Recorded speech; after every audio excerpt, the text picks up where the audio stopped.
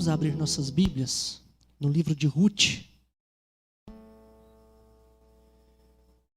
Estava estudando com os jovens esse livro, baseado num livro escrito pelo Emílio Garófilo, pastor Emílio Garófilo, da Igreja Presbiteriana Semear, em Brasília. A gente estava seguindo o livro As Boas Novas, em Ruth, e eu entendi que esse tema é muito pertinente para trabalhar não somente com os jovens, mas com a igreja toda. Então, como nós terminamos a exposição no Evangelho de Jesus, registrado por Marcos, agora nós vamos então começar uma sequência de exposição aqui nesse livro de Ruth. E hoje eu quero ler com vocês do capítulo 1, versículo 1, até o versículo de número 6. Perdão, até o versículo 5. Ruth, capítulo 1, do versículo 1 ao versículo 5. Nos dias em que julgavam os juízes, houve fome na terra, e um homem de Belém, de Judá, saiu a habitar na terra de Moabe com sua mulher e seus 2 filhos. Este homem se chamava Elimeleque e sua mulher Noemi. Os filhos se chamavam Malom e Quilion, efrateus de Belém, de Judá. Vieram à terra de Moabe e ficaram ali. Morreu Elimeleque, marido de Noemi, e ficou ela com seus 2 filhos, os quais casaram com mulheres moabitas. Era o nome de uma Orfa e o de outra Ruth. E ficaram ali quase 10 anos. Morreram também ambos, Malom e Quilion, ficando assim a mulher desamparada de seus 2 filhos e de seu marido. Situações inusitadas, decisões erradas. É sobre isso que eu quero tratar com vocês nessa noite. Por que situações inusitadas? Aqui fala que esse homem, Elimeleque, juntamente com sua mulher e seus 2 filhos, habitavam em Belém. E houve fome na cidade de Belém, na terra de Belém. E situação inusitada porque o nome Belém significa casa de pão.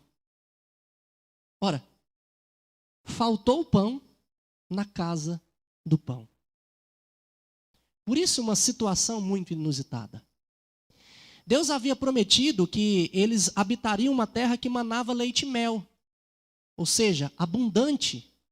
Uma terra onde eles poderiam comer, beber, desfrutar. E uma dessas cidades, dessa terra, se chamava então Casa de Pão. Mas houve escassez neste lugar. E então, diante desta escassez, nós vemos aqui um homem chamado Elimeleque que toma uma decisão. Diante dessa situação inusitada, ele toma uma decisão de sair dessa cidade. Ele toma uma decisão errada diante disso. Nós veremos o porquê dessa decisão errada. A primeira coisa que eu quero mostrar para vocês. E depois nós veremos as consequências dessa decisão errada. Quando nós estamos em situações difíceis da nossa vida, que precisamos tomar uma decisão, qual tipo de decisão nós iremos tomar? Quando nós precisarmos escolher um lugar de morar, um curso que devemos cursar na faculdade, se devemos sair da nossa cidade ou não, mudar de país, se devemos mudar de bairro ou não, quais decisões tomar em situações em que muitas vezes nós nos vemos de maneira complicada nessas situações. Nós vemos aqui que esse texto, esse episódio acontece no tempo em que os juízes julgavam a terra. Se vocês lerem o livro de Juízes, vocês verão que foi um período onde o povo de Deus mais fez coisa errada contra o Senhor. Deus levantava um juiz para livrar o povo da mão dos seus opressores, por causa que eles tinham caído em opressão por causa dos pecados. Então Deus livrava o povo disso, e o povo afundava ainda mais em pecado. Deus permitia que uma outra nação dominava o seu povo, para eles arrependerem dos pecados, levantava um novo juiz para libertar eles dali, depois eles mergulhavam ainda mais fundo em pecado. E foi exatamente nesse tempo que Elimeleque decidiu sair de Belém. Agora, se houve escassez, falta de pão na casa de pão, talvez a gente possa perguntar, por que disso? Por que disso? Muito provavelmente que esta escassez era por causa do pecado do povo. Lembra o texto que nós lemos na liturgia? Que Deus fala com Salomão, olha, se eu enviar a peste, se eu cerrar os céus, de maneira que não caia chuva, se eu mandar o gafanhoto devorador devorar todas as coisas, se vocês se arrependerem, eu vou resolver o problema. Nesse caso aqui, o povo estava em pecado. Era um período que o povo estava vivendo de uma maneira equivocada, de uma maneira pecaminosa. Então, muito provavelmente, era por causa do pecado. Agora, é importante nós entendermos que ali eles estavam na presença de Deus, na terra de Deus, na terra que Deus havia prometido para eles. Era um lugar onde Deus habitava, Deus estava com eles. O que eles precisavam fazer era se arrepender dos seus pecados, se converter dos seus maus caminhos. Esta era a decisão que toda nação tinha que tomar. Mas aqui, Elimeleque toma uma outra decisão. Uma decisão de sair da sua terra e ir para uma outra terra. E nós vemos então Elimeleque tomando uma decisão errada. Muitos podem olhar para Elimeleque e dizer assim, não, Elimeleque foi um homem maravilhoso, ele buscou o melhor para a sua família. Havia falta de pão na casa onde ele estava, então ele foi para uma outra terra, buscar algo melhor para a sua família. E pensando por esse lado, essa é uma atitude louvável mesmo. O que aconteceu com Elimeleque foi uma tragédia. Ele morreu e os seus filhos morreram, mas ele fez a coisa certa. Será? Eu quero mostrar para vocês que aqui nós podemos perceber que a decisão de Elimeleque, ela não foi uma boa decisão, foi uma decisão errada, por alguns motivos. O primeiro deles, Elimeleque estava indo para fora da presença do Senhor. Não havia adoração a Deus na terra de Moabe. Não tinha como Elimeleque e sua família buscar o Senhor, porque naquele período eles buscavam o Senhor, ainda não tinha o templo, mas era na tenda da congregação. O templo lá era de tendas ainda, era um tabernáculo. Mas ali era a habitação do Senhor, a arca da aliança estava ali no tabernáculo, a arca da aliança representava a presença do Senhor. De tal forma que não havia como buscar o Senhor fora de Belém, fora da terra de Israel. E aqui eu chamo a atenção de vocês para muitas escolhas que nós fazemos na nossa vida. Às vezes nós escolhemos, ou geralmente nós escolhemos o lugar onde vamos viver baseado nas oportunidades de emprego, de uma melhoria de vida. Mas não pensamos se ali é um bom local para eu congregar e eu buscar o Senhor. Geralmente nós escolhemos o nosso emprego ou a nossa jornada de trabalho baseado no quanto nós podemos ganhar. Mesmo que isso nos prive de estar presentes na casa do Senhor, de buscar o Senhor, de servir o Senhor na igreja, de investir tempo na oração, na leitura bíblica. Geralmente nós escolhemos onde viver, pensando no nosso conforto, pensando no nosso bem-estar, mas nos esquecemos de pensar se esse é o melhor lugar, a melhor forma de adorar o Senhor e de buscar o Senhor. Nós dizemos que amamos o Senhor, mas quando nós precisamos tomar uma decisão, o Senhor vem em segundo lugar, não em primeiro. Elimeleque tomou essa decisão. Ele saiu da casa do pão por causa da escassez de pão e foi para um lugar distante. Quando nós olhamos isso, nós vemos que Elimeleque deu mais valor ao bem-estar que talvez ele teria lá em Moabe do que as dificuldades que ele estava passando ali na presença do Senhor. A Moabe era uma terra boa para se produzir. Muito provavelmente, se havia escassez em Israel, havia prosperidade em Moabe. Mas, meus irmãos, é melhor estar no vale da sombra da morte com o Senhor do que estar em pastos verdejantes sem Ele. Não importa o que nós vamos passar como consequência das nossas escolhas, se a nossa escolha for estar com o Senhor, habitar perto do Senhor, buscar o Senhor constantemente, tendo na nossa vida em primeiro lugar, não importa as consequências, desde que a presença do Senhor seja o nosso alvo, seja aquilo que a gente mais deseje. Elimeleque desejou o bem da sua família, mas ele buscou esse bem longe da presença do Senhor. Uma outra razão, que mostra que Elimeleque tomou uma decisão errada, é que ele foi buscar um povo amaldiçoado. Há uma ironia aqui, porque Deus havia amaldiçoado o povo de Moabe, porque quando o povo de Deus saiu do Egito para ir para a terra de Canaã, Moabe se recusou a sair ao encontro de Israel com pão e água. Anteriormente, o povo moabita negou dar pão a Israel. E agora, Elimeleque está saindo de Israel e indo buscar pão numa terra que havia negado a eles. Lá em Deuteronômio, capítulo 23, versículo 3 e 4, nós vemos isso, a maldição de Deus sobre Moabe. Nenhum amonita ou moabita entrará na Assembleia do Senhor, nem ainda a sua 10ª geração entrará na Assembleia do Senhor eternamente.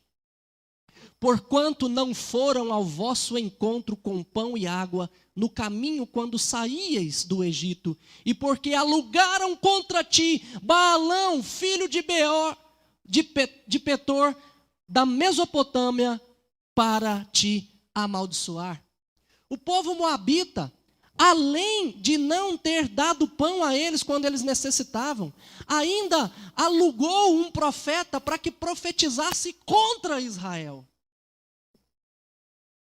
Olha o que Elimeleque está fazendo, saindo da presença do Senhor e indo para um lugar amaldiçoado por Deus, indo para um lugar que havia negado pão a ele. Meus irmãos, aqui eu olho para a nossa vida e vejo quantas vezes nós deixamos de confiar no Senhor e confiamos mais naquele que nos emprega, no dinheiro que recebemos. Confiamos mais em pessoas que nos traem, porque são falhas.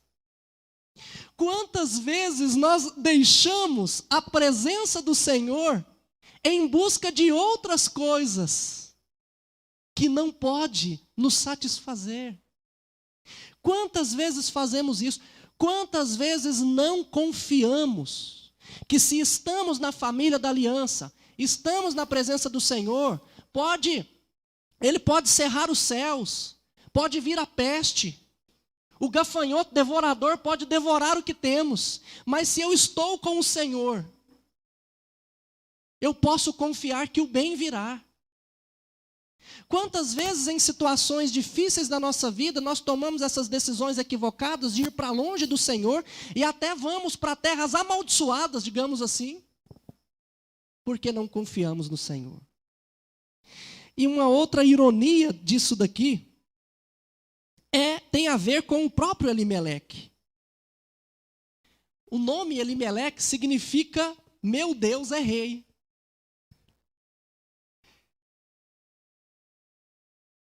O nome Elimeleque significa meu Deus é rei, ou seja, o seu Deus era um rei que governava a sua vida, que governava a sua casa, que governava a sua cidade.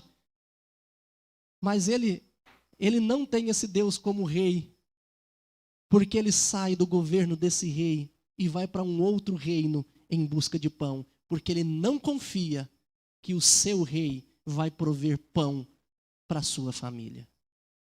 E é interessante também porque, embora fala aqui que havia falta de pão, nesse período não houve uma migração em massa do povo de Israel. Como houve lá na terra, quando José foi para o Egito, naquele período. Não, aqui provavelmente havia escassez, mas não era uma situação deplorável. Outra coisa é que eles tinham posses, nós vamos ver isso mais para frente, porque quando Noemi volta, levando Ruth em sua companhia, há um resgate de propriedades que eram de Elimeleque. Mesmo assim, não sendo uma situação tão horrível, ele prefere deixar a presença do Senhor. Mas terceira e última razão aqui, que Elimeleque toma a decisão errada, é que ele expõe os seus filhos ao casamento com mulheres de outra nação, adoradora de deuses. Mulheres que tinham o seu Deus amaldiçoado pelo Deus de Israel, pelo Deus Yahvé. E esses casamentos eram proibidos em Israel. Deuteronômio, capítulo 7, versículo 3 e 4, nós vemos Deus determinando isso. Nem contrairás matrimônio com os filhos dessas nações. Não darás tuas filhas a seus filhos, nem tomarás suas filhas para teus filhos. Pois elas fariam desviar teus filhos de mim, para que servissem a outros deuses, e a ira do Senhor se acenderia contra vós outros, e depressa vos destruiria. Deus havia proibido que o povo de Israel se casasse com outra nação. Porque se isso acontecesse, os seus cônjuges das outras nações iriam desviar o coração do povo de Israel para adorar a outros deuses. Israel não cumpriu esse mandato durante muitos anos. Várias vezes se casaram com outras mulheres. Salomão que o diga. O rei mais sábio, no final de sua vida, morreu idólatra por causa das suas esposas que eram de outras nações. Durante muito tempo, o povo de Israel sofreu por causa de mulheres de outras nações. Há um texto na Escritura, Malaquias, capítulo 2, versículo 11. Diz o seguinte: Judá tem sido desleal e abominação se tem cometido em Israel e em Jerusalém, porque Judá profanou o santuário do Senhor, o qual ele ama, e se casou com adoradora de deuses estranhos. Meus irmãos, aqui em Malaquias, Deus está condenando o povo, porque o povo estava se casando com mulheres de outras religiões e trazendo-as para o culto de adoração ao Senhor. E Elimeleque, então, toma a decisão de sair e expõe os seus filhos a esse tipo de casamento. E aqui eu quero chamar a atenção de vocês, pais, que têm os seus filhos ainda para se casarem durante um tempo. Não traga desgraça para a família de seus filhos, permitindo que eles namorem com pessoas que não sejam cristãs de verdade. Porque com certeza muitos males podem vir sobre esse casamento. Isso permeia toda a trajetória de Israel. E é para os nossos dias também. Nós devemos casar entre nós. Cristãos casam com cristãos. Eu sei que existe muito daquele namoro missionário, né? Às vezes a menina chega, pastor, comecei a namorar, o menino é bom, maravilhoso, bonito, dedicado. Eu sempre pergunto, é crente? Pois é, pastor. Não é crente não, mas assim, ele vai se converter, eu tenho pregado para ele. É interessante, você nunca pregou para ninguém. Agora você está pregando para ele? Ah, pois é, pastor, mas... Tá. Irmãos, eu sei que muitos têm história de pessoas que se converteram e tiveram um bom casamento depois. Mas para cada história dessa também tem 10 que aconteceu o contrário. E observe bem, Deus é misericordioso, é bondoso. Nós vemos essas misericórdias dele na vida de Ruth, que vai se converter ao Deus de Israel. Mas não prove a misericórdia de Deus e a bondade dele. Deus pode agir dessa maneira? Pode. Mas preste atenção. Exemplos de quando dá certo não podem prevalecer sobre a ordenança da Escritura. E o que a Bíblia diz é, não casem se não for no Senhor. Não casem com outras pessoas que não sejam da sua mesma religião. Então, meus irmãos, nós vemos aqui Elimeleque tomando uma decisão errada por todas essas razões. E nós, Igreja Presbiteriana Vera Cruz, precisamos sempre parar e pensar quando estivermos diante de situações inusitadas. Eu sei que um grande problema, né, na vida dos crentes, na vida da igreja, é aquela ideia de que nós precisamos de uma confirmação da vontade de Deus para eu tomar uma decisão. E aí eu fico, Deus, confirma a tua vontade na minha vida. Mas preste atenção, a vontade de Deus já está revelada nas Escrituras, de tal forma que eu posso, em qualquer circunstância, olhar para a Bíblia e verificar se Deus quer que eu faça isso ou que eu faça isso do lado de cá. Então, nós precisamos olhar para as Escrituras. Olhar para o que o Senhor tem registrado e buscar dela a sua vontade.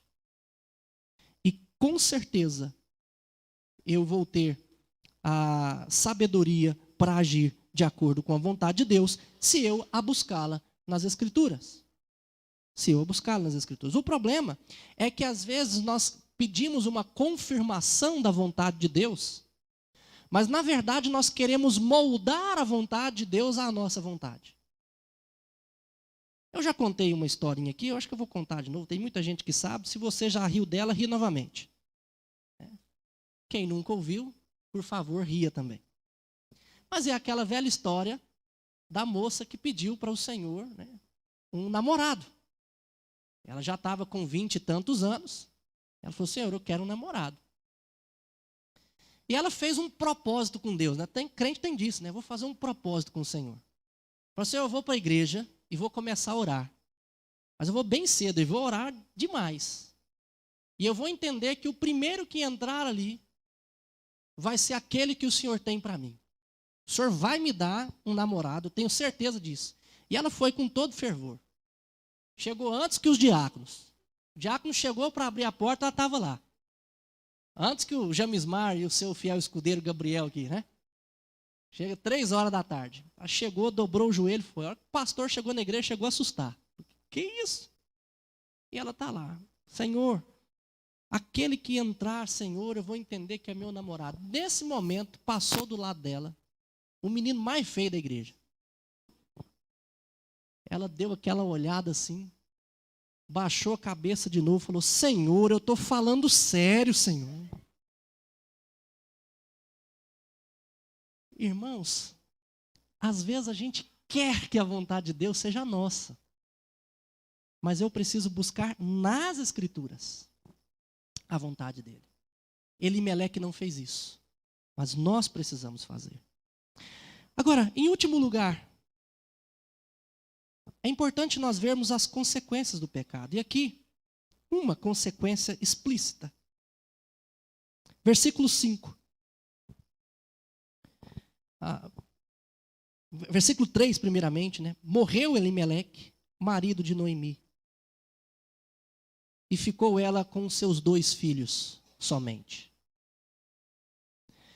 Depois morreram também, versículo 5, Malom e Quilion, ficando assim a mulher desamparada de seus 2 filhos e seu marido. Meus irmãos, esse homem tomou a decisão de ir para Moabe, para ter uma vida melhor para sua família. Mas a consequência dessa má decisão foi que a sua família ficou desamparada. E pior do que eles estavam quando estavam na casa do Senhor. Quando eu disse para vocês, um pouco mais no início, como eu disse, é melhor estar no vale da sombra da morte com o Senhor do que estar nos pastos verdejantes sem Ele. Se ela estivesse em Jerusalém, não sabemos se essas mortes poderiam ser evitadas, mas com certeza ela estaria em casa, com o seu povo, com a sua propriedade, com os seus bens. E o mais importante de tudo, com o Senhor. E eu digo para vocês que decisões equivocadas trazem sobre nós consequências ruins. O pecado não é infrutífero. Ele traz frutos. Frutos de pecado. Morte, desamparo, ruínas, desespero, angústia, amargura, sofrimento, tudo. E nós precisamos então, por isso, sempre tomar decisões pautadas dentro da vontade do Senhor e não de acordo com a nossa vontade. O que eu termino aqui, o que eu quero terminar então dizendo para vocês, antes de tomar qualquer decisão na vida de vocês, busque o Senhor. Busque o conselho do Senhor. Você, igreja do Senhor Jesus, que está aqui, não deixe de procurar os seus pastores para te orientarem biblicamente antes de tomar decisões. Busque orientação bíblica. Seja para a escola que vocês vão escolher. Agora mesmo a gente vai precisar escolher uma escola para Sofia, uma outra escola. E a gente tem olhado algumas escolas e um critério de eliminação.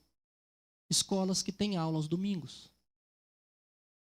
Não está no nosso leque de possibilidades. Por quê? Porque o domingo é dia de nós estarmos com o Senhor. Se você tem que escolher um trabalho, não escolha um trabalho que te prive de estar com o Senhor nos domingos. Em alguns casos, isso vai ser impossível. Em alguns casos vai ser impossível. Como é que eu oriento sempre a igreja? Tire um dia na semana, então, para adoração ao Senhor e guardar aquele dia e dedicá-lo ao Senhor e ao descanso. Mas se você puder escolher, escolha. Eu lembro de uma ovelha antiga que ele era escalado para trabalhar nos domingos. Mas ele tinha o privilégio de poder pagar alguém para que trabalhasse no lugar dele. para que ele não precisasse nessa folga. Alguém que não se importava com isso, que não tinha problema, mas ele tirava essa folga em outro momento. Mas por que ele fazia isso? Porque ele dava privilégio para estar com a igreja no domingo. E ele dizia: pastor, eu tenho que abrir mão disso e disso, porque aí o salário diminui. Mas eu ainda estou conseguindo fazer isso dentro do salário. Então eu faço. Ele priorizava estar com o Senhor no domingo. A outra pessoa que trabalhava no lugar dele não tinha essa questão de consagrar um dia ao Senhor, mas ele tirava o dia de descanso dele, normalmente, né, como qualquer outro. Mas no domingo ele trabalhava. Então, estou falando para vocês de sugestões, de possibilidades.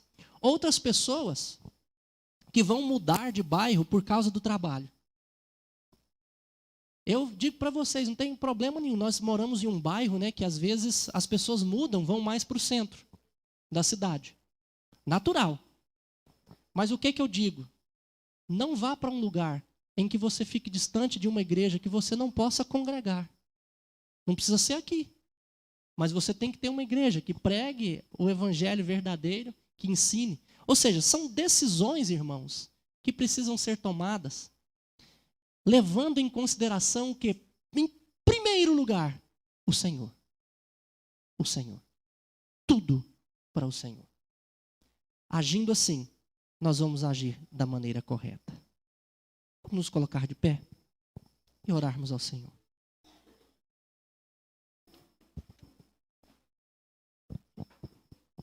Deus, eu quero louvar ao Senhor e engrandecer imensamente a Ti, porque o Senhor nos chamou para fazer parte da sua família. Senhor, e nós como filhos, muitas vezes com ingratidão, com falta de sabedoria, por sermos levados demais, tomamos decisões que desagradam o Senhor e que nos afastam da convivência com o Senhor. O que pedimos a Ti é que abra os nossos olhos, nos dê sabedoria e discernimento, para que a gente não faça dessa maneira. Nos ajude, ó Deus, a sempre tomarmos decisões boas para a nossa família. E a decisão boa para a nossa família sempre será estar com o Senhor, na Tua presença, buscando o Senhor constantemente. Então, que as nossas decisões jamais possam colocar em risco o nosso relacionamento contigo. E assim, ó Deus, que nós sejamos uma igreja abençoada pelo Senhor, porque toma suas decisões corretas. E agora, irmãos, que a graça do nosso Senhor e Salvador Jesus Cristo, que o amor de Deus o Pai e que a eterna comunhão e consolação do Espírito repouse sobre vocês, povo de Deus, hoje e para todo sempre. Amém.